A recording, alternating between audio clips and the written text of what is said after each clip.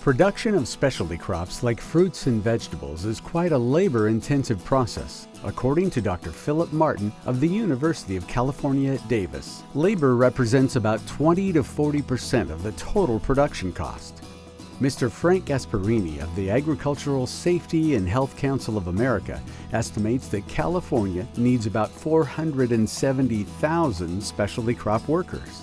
However, in recent years, California farms are facing a substantial shortage of workers, and experts predict that this problem may get worse in future years. Some measures in dealing with this labor shortage issue include reducing acreage, switching to less labor-intensive crops, downsizing operations, or moving production to other states. However, many growers are resorting to high-technology innovations that are aimed at reducing labor needs and costs.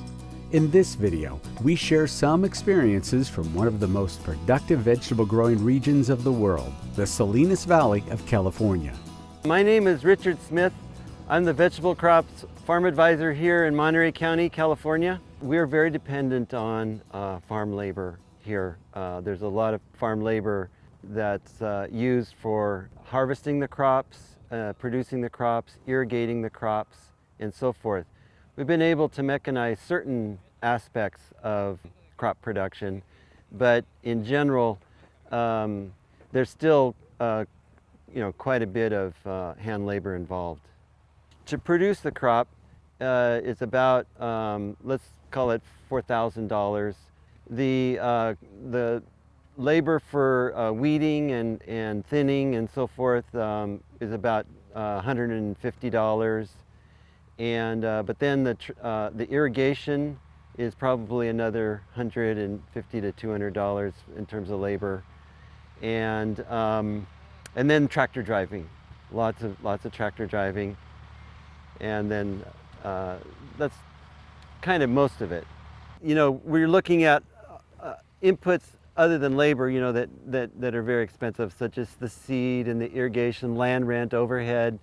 All of those things are very expensive, and so the labor cost isn't necessarily, the driver. It's the availability, you know, and I think that's a big issue. You know, it's like you can have all this great seed, but somebody's going to have to get out here and plant it and take excellent care of these crops. So this field is being transplanted with a new technology called plant tape, which was developed in Europe and bought by a company here in the Salinas Valley called Tanamir and Anil.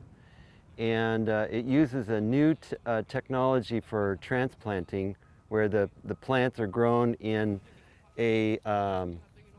using a mechanism where all the plants are connected by a tape, and then the machine can feed them down and transplant them very quickly. And it's so the efficiency of transplanting is quite dramatic over traditional transplanting. This is how the plants come, and so they're all connected in a big long tape, and then the machine, as they come down and puts them in the ground, then they cuts them. And then if you can look how young this plant is, this is quite substantially younger than traditional transplanting. And then they tend not to have as much transplant shock. They just take off and grow much quicker. So this is our product called the plant tape. Each plant is grown in an individual cell in a tray of 810 plants. It has quite a few more plants than your normal conventional tray. Those are usually 338s or 210s. This one has 810. Now, the purpose of plant tape is really to save on labor. Conventionally transplanted crops usually have about 17 people out here per crew. You've got a tractor driver, about 8 people sitting on the planter, and then another 4 to 6 people following the planter and filling in blanks or making sure each plant is planted perfectly. With plant tape, the machine does all that for you. You need 3 people, 1 tractor driver and 2 crew members on top, moving trays through the machine. So the job of the crew up top is they're moving trays, and stringing the plant tape down these troughs and into the back of the module. So it's a continuous string of plants, but it's cut individually. There's a knife block at the bottom of the module that's cutting each plant into whatever plant-to-plant spacing that you need. The computer on the side here is what's determining your plant-to-plant spacing. So our first machine was all chain driven. There was a chain connected to this gauge wheel up into a gearbox. So every time you wanted to change your plant-to-plant spacing, it was like changing gears on a bicycle. Now we have a computer instead of a gearbox. So with gear drive or chain drive systems, if you have a day like today where it's a little wet and you are getting stuck in the mud and you have a lot of torque on your drive shaft, you weren't getting a really correct ground speed to plant-to-plant ratio. Here, there's no torque on the gauge wheel. You can input any spacing that you want. So if you want 10.25 inches plant-to-plant, that's what you'll get. Previously, with the gears, you were limited to 10 inches or 10.5 inches, or you would have to fab up a custom sprocket to get your 10.25. So we run usually around 5 miles an hour, which is a lot faster than a conventional crew. You can go, Christian. About 5 miles an hour. And that's gonna give us about 2 acres per hour with 3 people compared to conventionally 17 people and 1 acre an hour. While there is automation for transplanting, many major operations in specialty crop production require human labor. The primary thing that happens is weeding, thinning, and then of course harvest. But probably what people don't realize is the irrigation is an area where there's actually quite a bit of labor that goes into it. And what the growers are trying to do now, one of their big focuses is to be more efficient with weeding and thinning. And we have actually machinery, automated weeders and automated thinners that can help with that. And growers are trying to get more efficient with their drip irrigation. And you can see in this field over there, they're putting in, laying the drip tape. And ideally, they would irrigate this crop without moving in any pipe, which that's a lot of hand labor to move pipe in. And if they can set these plants with that drip tape, that's an area where they can be more efficient. Growers are continuing to address the issues of labor shortages and increasing labor expenses by using automation. There is automated weeding, thinning, and even some harvesting. Automated weeding is now becoming more established, and there's 2 companies that provide the weeders out of the Netherlands and out of Denmark, the Stikati machine and the RoboVator. And those have been embraced by some growers, but they're very expensive machines, and they're limited in terms of what they can do, but they can be helpful. They don't eliminate the need for hand weeding, they just make subsequent hand weeding more efficient. And I think the big challenge is in the area of irrigation. Moving pipe in fields, we mostly sprinkler irrigate here, is very labor intensive, and the labor hours are long. The irrigators are out there for many hours especially when the summer and things have to be watered in a timely fashion. So those kinds of activities are really challenging for growers to find people to do the irrigation. So growers are looking at ways to try and economize on irrigation labor too, by going to automated drip like we're seeing in this field, but then also putting in solid set sprinklers that don't need to be moved as much. And so technologies like that are really the main things that we see in the field. There's some growers that have even stated to me that they don't know how they would even be able to continue farming without some of these technologies. And really they're very new, really, since 2012 and 2013 is when the first thinners came in. And so growers have embraced that kind of technology. They're also working with the H2A program. So some growers have actually, bought some housing to provide for workers, to try and have a reliable source of labor. And that's an added expense because you have to purchase, of course, the housing, provide transportation and food. And this company here has actually put in an 800 unit housing just not far from here to address some of that need. Lettuce thinning is also an important practice in vegetable production that has become automated in recent years. We don't have kind of reliable enough germination of the seeds. So to compensate for that, the growers plant more seeds than is necessary, like 3 to 5 times more seed than is necessary, and then they thin those plants, those excess plants out to get the stand that they want. My name is Jason Mello. I work with Mechanization, which is a automated ag solutions-based engineering company based out of New Mexico, Silver City, New Mexico, in the United States. And we are in Salinas, California, in the Salinas Valley, here on Monterey Bay Farms, Reeves Ranch.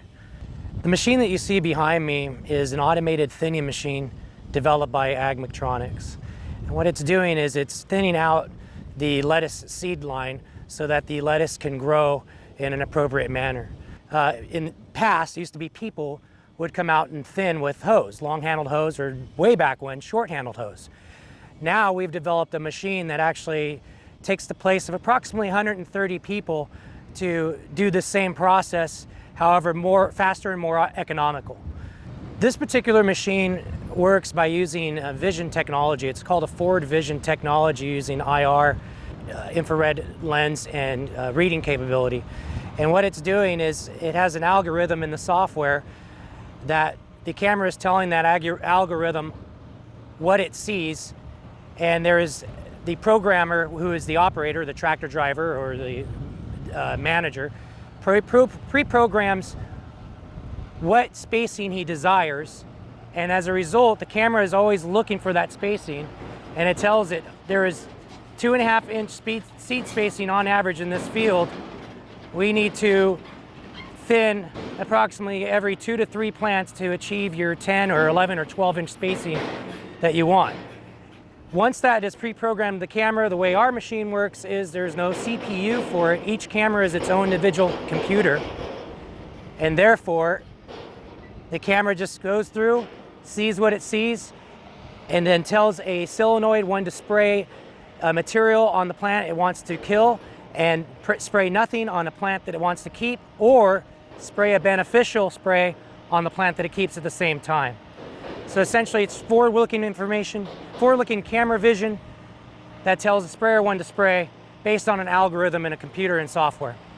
So this is the machine. It's a standard toolbar, like an ag toolbar that you would find anywhere on a cultivator or disc. And what's different is what's attached to the toolbar. What you have here is it's called a unit, and it's this blue piece right here that attaches to the diamond bar of the implement. And the front part of this is the camera, and this is the optics. It's not only the optics, it's also the individual computer. And this rear canopy right here encasing is the spray solenoids. And this particular machine has 3 solenoids per, because they want to do a lot of weed abatement. And so what we have designed for them is not only will it kill the plants that they don't want, but it'll leave a kind of a protective stripe along the outside of the plants they want to keep to help for weed abatement. The camera, there's a computer on board inside the cab that the operator uses. Inside that computer, the operator pre-programs what kind of spacing they want. Once that's programmed, the operator runs into the field and drives the machine for 50 feet without activating sprayers, just so the cameras can see what the average spacing is for each seed line. Well, after he gets done with the 50 feet, he'll come back in reverse, set the implement down, turn on the pumps, and go. The information's already been loaded into each individual camera about what it's supposed to do, what it's looking for, and what kind of spacing it's supposed to have. And after that, with our particular machine, I could take that monitor out of the cab and he can just keep going without it the rest of the day because everything's already loaded into the cameras. Generally, a lot of people would argue that the machines take a lot of jobs away from what people would be normally doing. However, in the state of California and in many places that are agricultural based in the United States, there is an extreme shortage for available, reliable, and willing labor. Not to mention, especially here in California, the cost for that labor increases exponentially every year, to the point where a grower just isn't able to provide the product to the consumer at a price that a consumer is willing to pay without having to use some sort of technology to supplement the labor shortage. Another new technology that's entered the specialty crop vegetable production system in California is the electric tractor. Hello, my name is Michael Charters and I'm with Selectrac. I'm the Chief Operating Officer, and we've developed this tractor that we're going to the commercialization phase of production. It's an all-electric. We've got electric actuators which do away with the hydraulics, and we have the electric motor that does away with the fossil fuel engine. We know that engines typically on tractors have about 300 moving parts, whereas this tractor only has one moving part, and it requires no fossil fuels. So with that, we have no emissions, we have no pollutions, and we have potentially no spillage.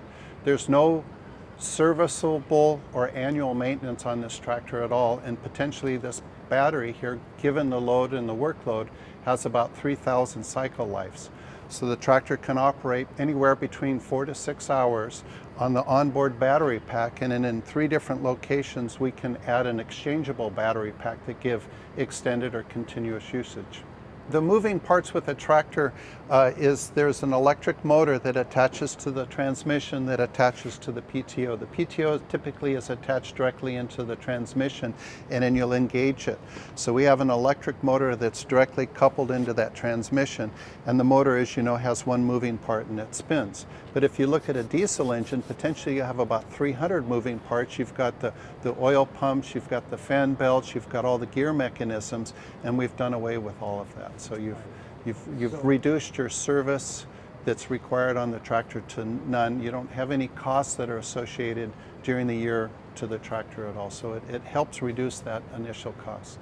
My name is Stephen Heckeroth. I've been working on electric tractors for 25 years. We've recently received 2 grants to take them into production. Electric tractors have to be a lot more efficient than diesel because there's so much energy stored in diesel, and we only have a battery pack to do the same thing. So we're using linear actuators that have no toxic fluids. They're 20 times more efficient than hydraulics. We're using an electric motor that has one moving part compared with 300 moving parts for diesel, with all the maintenance that goes along with that and all the oil leaks on the crops. And we're using linear actuators for 3 different hitches, and we have exchangeable battery packs, so that solves the range problem. You can put a battery pack on any of these 3 hitches and have an implement or a loader on the other hitches. And we've got this forward visibility that hasn't been available since the Allis-Chalmers G in 1948. So you can see actually what you're cultivating. The major constraint, of course, is money. These machines are expensive, and so being able to capitalize. And so, what that means is larger operations are more able to do this. The other thing is, growers are also very skeptical about the machines and how well they work, so they want to see it. So, so there are some options, other than buying the machines. Some companies, like Pacific Ag Rentals, they actually offer a service where they'll come in and do thinning for you. Or you can rent the machine by month. I know some growers that are doing that, and then they're testing the machine. Speaking of the automated weeder, the RoboVator, So then they don't have to just go and buy the machine, because it's about $250,000 or more, depending on how big of a machine that you get. And here in this valley, they want to do things 3 80-inch beds at a time. So that's a big machine. So the machine like that is going to be even more expensive, over $300,000. So it's very expensive.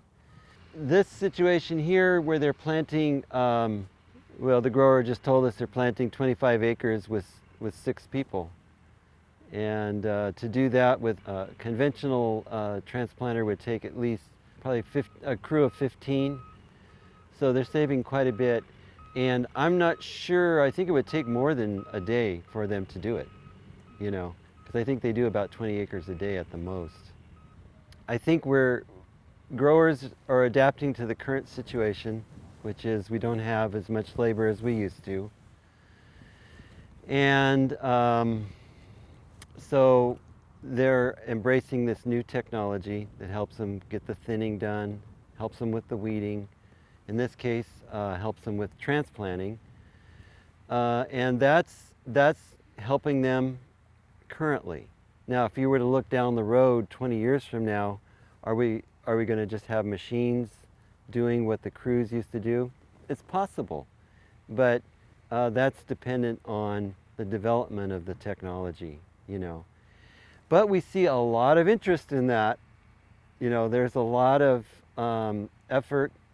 We talk about the Silicon Valley has come to the Salinas Valley, and if you go on YouTube and look at automated weeding, you'll get probably 10 companies that come up, brand new companies. There's a lot of young people who are very sharp and who are working on developing algorithms and technologies and programming computers to help them do some of this work. It's kind of like it's always been. You know, we have to know the agronomy. We have to know, the soils and how irrigation works and water percolates through the soils and the nutrients and all that. That basic information is still vitally important. It's critical. However, but now we put the emphasis on efficiency. So, there's going to be more fine-tuning of that kind of activities, especially nutrient management and irrigation management. You know, we're going to be way more efficient with that. But then there's this added aspect of it with technology, you know. So understanding the computers and understanding how this kind of technology works. And the thing that's interesting, you already see it, where the older growers really rely on the younger people, because the younger people aren't afraid, because they've grown up with computers, and so they're very comfortable with when a machine breaks, knowing how to fix the computer aspect of it. They're not afraid of that. And whereas the older growers are more resistant to that, or maybe don't embrace it. So I think the younger people, getting as much technology training as they can is a good thing. Using technology in agriculture is the way of the future. By using leading-edge tech, growers in the Salinas Valley of California will be able to keep labor needs and costs down, simplify production, and continue to produce high-quality and affordable specialty crops.